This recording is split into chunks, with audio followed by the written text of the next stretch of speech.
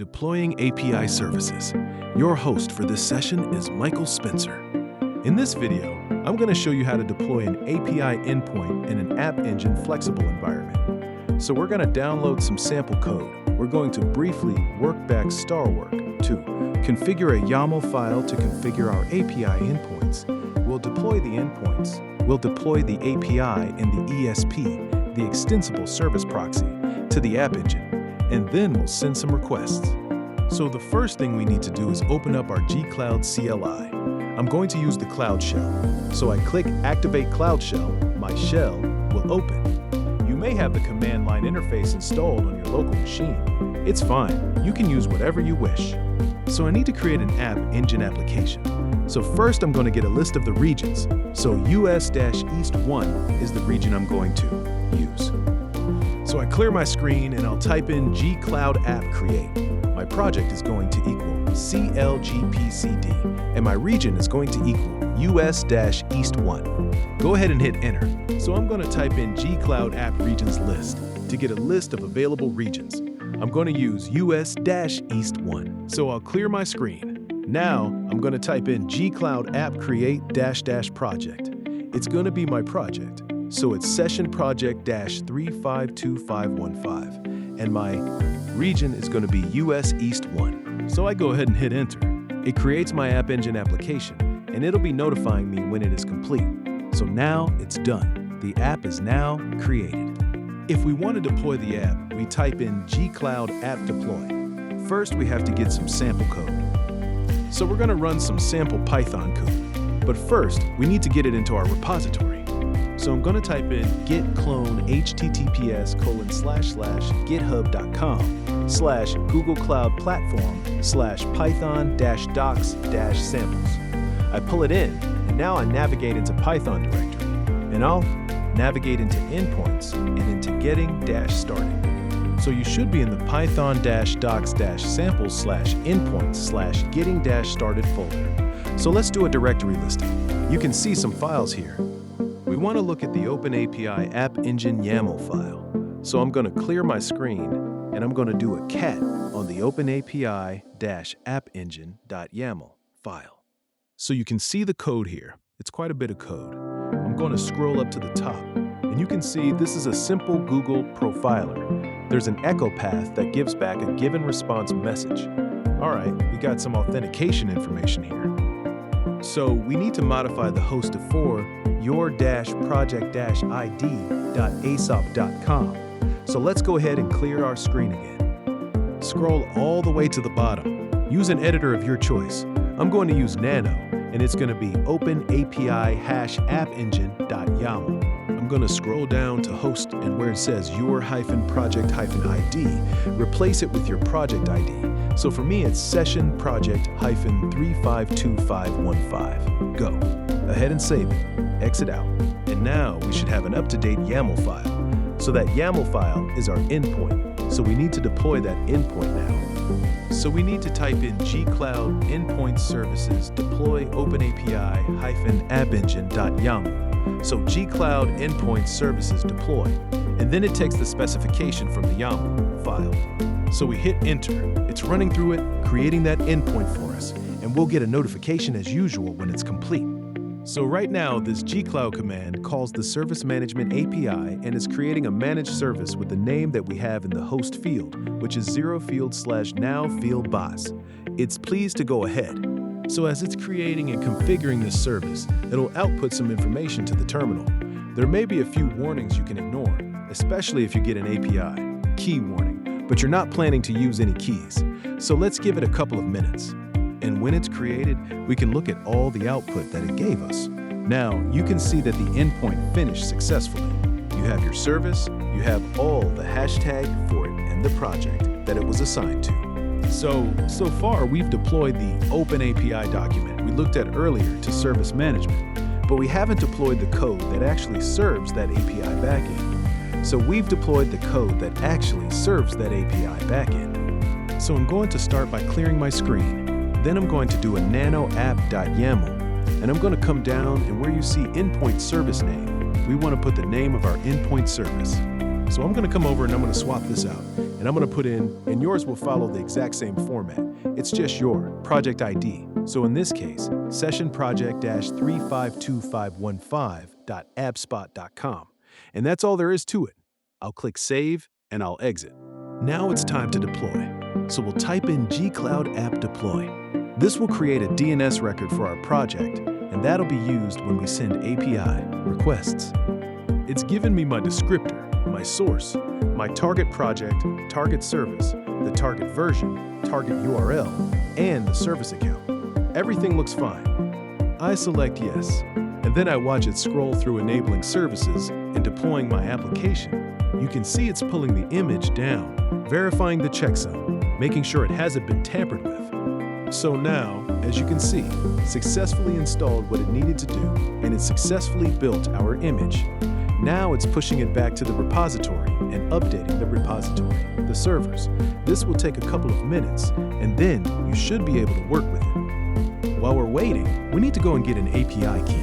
So let's go over to our credentials page in IAM. So let's go over to our credentials page under APIs. So as you can see, I'm under APIs and services. I click Create Credentials. I want an API key. My API key has been created.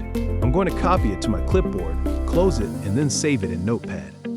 Then we're going to go back to our shell and wait for the service to be finished updating. So now you can see it set the traffic split and deployed the service, and it gave me my URL. So you've got your API key. Now let's take that API key and set it as an environment variable. So I'll clear my screen and we'll type in export endpoints_key equals, and you paste in your API key and you hit enter. So now we want to send a request. So let's create another environment variable. And this environment variable is going to be endpoints-host. And we're going to point this time to that as session project-URL for our project-3521515.appspot.com. Now we can send an HTTP request using that endpoints host. So I'm going to paste in my curl request with the message, hello world. I'm passing in my endpoint host and my endpoint key as an environment variable. I hit enter and I get hello world back. So it just echoes back the message that we sent it. As a result, that's a successful API. So in doing that, we've just deployed and tested an API in endpoints. So I hope this video showed you how to create an API endpoint, how to deploy the API backend, how to integrate API keys, and to test your API by sending some traffic to it. Using asynchronous applications, during this video, you will learn how to migrate from Apache Kafka to cloud storage. In this video, I'm going to demonstrate how to create asynchronous microservices by integrating Kafka with Google Cloud Storage. So Apache Kafka is an event store and streaming processing platform.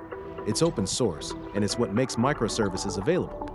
The concepts of event store and event streaming platforms, or PubSub and GCP, is what make microservice architectures work, because that's what send the messages between the two, different services or multiple servers. So the first thing we want to do is come up under search, and let's type in Kafka, and you'll see a product page for Apache Kafka on Confluent.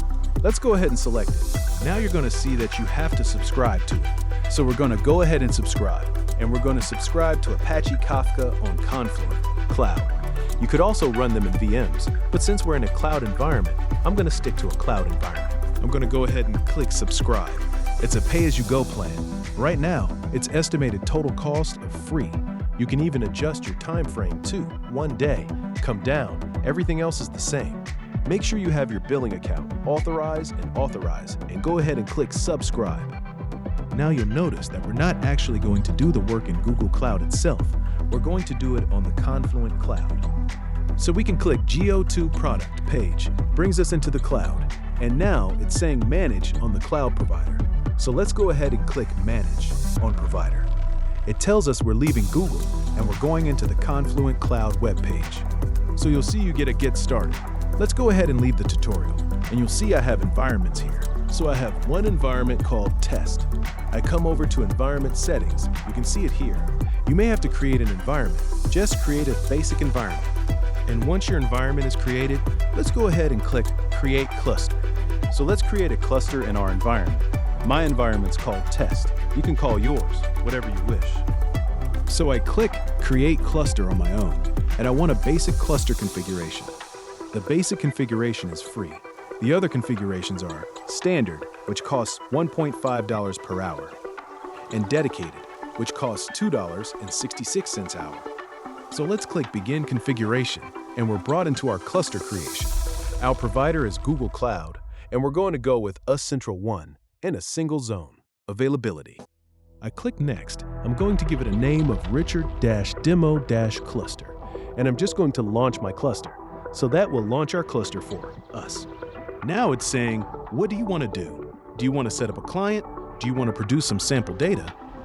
I'm going to go ahead and exit out. We can see now that our cluster is created, but we've got no data. First, let's come in and let's create a topic. And I want to create a topic. So let's go ahead and click Create Topic. It's going to be demo-topic, and we want one partition. So let's go ahead and have one partition and then click Create with Defaults. So now we have a cluster and a topic. Go ahead and click on Messages, and we want to bring some messages into our demo-topic because right now there's no messages. So let's come over to Data Integration. Let's come down to Connectors, and let's come over and click Generate Data. So now it's asking us for a data generator source connector. I want to generate messages in the demo topic. Continue.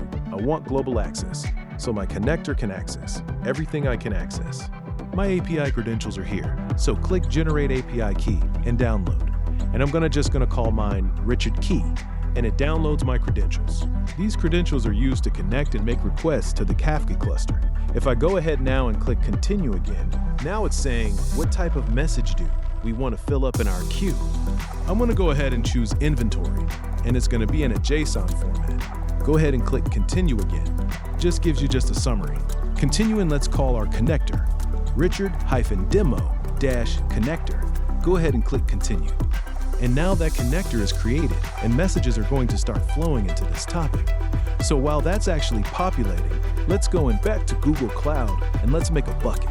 So I'm back into Google Cloud. I'm going to go back into the Marketplace homepage. I get my search bar again. I'm going to type in Cloud Storage, and we're going to create a bucket. And we need to have a service account in this bucket that we can use in the congruent cloud. So let's go ahead and click Create Bucket. I'm going to create a bucket. I'm going to call it Michael-Demo-Kafka. Click Continue. I'm going to choose one region. I'm going to use US Central 1, Iowa. Standard default storage class is fine. Uniform access control is fine. And let's go ahead and create our bucket. So the bucket has been created, but we need to make sure we have the appropriate permissions. So come over to Permission. We want to come down to Permission, and we're going to click Add. Now I need to add my service account. So the service account I'm using is sessionproject-352515 at appspot.gserviceaccount.com. You can use whatever you wish. You just have to remember it. And for a role, I'm going to come down to Cloud Storage, and I'm going to give it a Cloud Storage Admin. So I go ahead and click Save, so we can come back into our bucket now, and we can open up our bucket, and we can just leave it there, and we can start seeing some records come down when we're completed. So the next thing we need to do is go back into Confluent Cloud and make a connector, a sync connector, to send our records into the bucket. So now that I'm back under connectors again in the Confluent Cloud, I'm going to go ahead and click Add Connector. And this time, I'm going to choose a Google Cloud Storage Sync. And that's going to be used to send our messages in the Google Cloud Storage. And that's what allows for these seamless microservice architectures. Right, we've got asynchronous replication happening here. And this is great when you're using microservices because that's again how we get events and messages between these microservices. So I'm going to go ahead and choose Google Cloud Storage Sync. I'm going to choose my topic. So I'm going to take messages from this topic, messages that we just populated, and then we're going to send them to Google Cloud. So I click Continue. We get the global access again. The other options are granular access and use an existing API key. So we're going to generate our API keys. I always just rename this one. I keep them both just in case. I'm going to call this one Richard-Sync.